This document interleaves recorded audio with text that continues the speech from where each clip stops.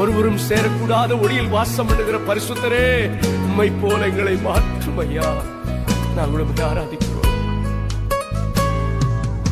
ஒருவராய் சாவாமை உள்ளவர் இவர், சேரக்கூடா ஒளிதனு வாசம் செய்பவர்.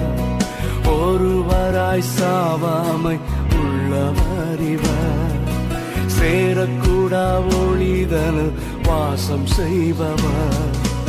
அகிலத்தை வார்த்தையால் சிருஷ்டித்தவர், இயேசுவே உம்மையே ஆராதிப்பேன்.